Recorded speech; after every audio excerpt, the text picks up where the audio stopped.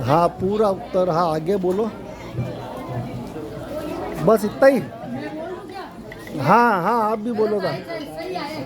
हाँ जौहर है ना, मुगल बादशाह रानी पद्मावती के पीछा किया था और हल्दी घाटी में उनका ये हुआ था, इसलिए उन्होंने अपनी इज्जत की रक्षा करने के लिए उन्होंने हल्दी घाटी में वो रानी मिलकर उन्होंने जौहर किया था मुगल बादशाह के पीछे पड़ने से, अपने धर्म को बचाने के लिए। जौहर में क्या होता है, यानी उन्होंने कोई युद्ध किया था या वो मतलब सत्य हो गई थी सब, जौहर मतलब सभी इकट्ठी होकर बच्चों चल के गई थी। अब सही है या गलत है? बच्चों की भाषा में बताओ, सब बच्चों को समझ आए। और कोई पढ़ाई तो करी जा, आप बताओ साहब। पुरानी पढ़ाई करी है। हाँ बिल्कुल बिल्कुल साहब। जौहर एक प्रथा है। उस प्रथा में ये होता था कि जिन रानियों के राजा युद्ध के लिए गए हुए होते थे और उनको जब पता चलता था कि मुगलों ने उनके राजाओं से युद्ध जीत लिया है और अब उनके किले पे या वो अतिक्रमण करने आ रहे हैं और उन रानियों का मतलब मिसयूज करने और यह है, तो उनको यही था कि हम पतिव्रता है और अपने आप को अग्नि में रानियों ने ग्रुप में झोंक दिया था कि कोई और हमें हाथ भी नहीं लगा सकता, हमारी तरफ देख भी नहीं सकता।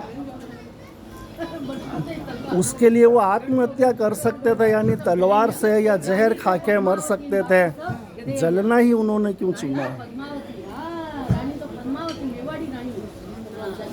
अपने आप को भस्म कर दिया ताकि कोई उनकी परछाई तक भी नहीं छू सके। जुबान तलवार है। लो साहब, मैं थोड़ा सा विस्तृत बता दूंगा। जो आक्रांता लोग थे और अभी भी है, वो बहुत ही अधिक विभत्स लोग होते थे, यानी पशुओं से भी अधिक क्रूर। तो महिलाओं की लाश के साथ भी वो व्यभिचार किया करते थे। इतना विभत्स यानी अपन आज कल्पना नहीं कर सकते हैं, और इसलिए उन्होंने भस्म कर लिया, जैसा बहन जी ने बताया अपनी भाषा में, कि अग्नि को समर्पित कर दिया ताकि उनकी लाशों के साथ भी वो आक्रांता लोग व्यभिचार न कर सके। ये जो जौहर था, ये एक ही नहीं था, ऐसे सैकड़ों जौहर किए गए थे, और उनकी क्रूरता आज भी लागू है। जैसे आप सभी बच्चे बहुत समझदार हैं, देखा होगा कि फ्रीज में रख दिया 35 टुकड़े करके, या उनको बेच देते हैं। महिलाओं और बच्चियों के साथ में अभी भी वो अत्याचार लागू है। ऐसा तो आप वो निश्चिंत न रहें कि अब वो जो था, जो पहले था, आज नहीं है, या आज उसकी स्थिति नहीं है। आज स्थिति इतनी बदल चुकी है।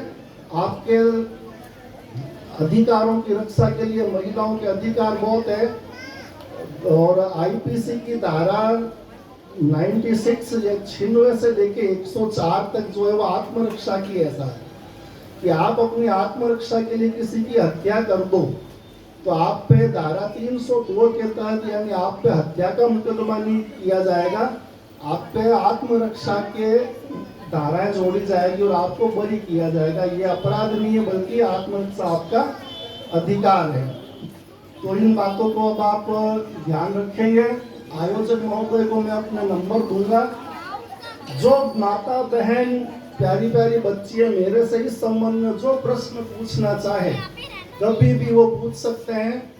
आपके मोहल्ले में कोई पीड़ित हो, कोई ऐसी बच्ची हो जो ऐसे चुंगल में फंसी हुई हो, उनकी रक्षा के लिए हम प्रतिबद्ध हैं। ऐसा आपको लगता है कोई बच्ची हमारी तो कोई ब्लैकमेल कर रहा है या कोई धमका रहा है, कोई डरा रहा है, आप बिल्कुल निसंकोच होकर के आपके मोहल्ले के जो आयोजक महोदय उनको मेरे संपर्क नंबर होंगे उनके पास में, आप बताएं उनको।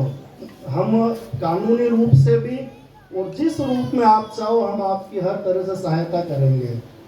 और जो ये तलवार लाठी चलाना हम सिखाते भी हैं, ऐसा ये निःशुल्क सेवा है। तो आप अपना ग्रुप बनाओ, हर आयु वर्ग की इसमें माताएं बहनें आमंत्रित हैं। अपना ग्रुप बनाओ और सिखाने की जिम्मेदारी हमारी। वो जो सीख गए उनको ये निःशुल्क दी और जाएगी साहब, है ना। ये हमारी एक सेवा कार्य और हमारे जीवन का एक उद्देश्य है, जो हमारा समूह है उनका उद्देश्य ये है कि आपकी रक्षा हो और आप सुरक्षित रूप से जीवन यापन करें और गौरवशाली व्यक्तित्व आप जिए। बहुत बहुत धन्यवाद साहब।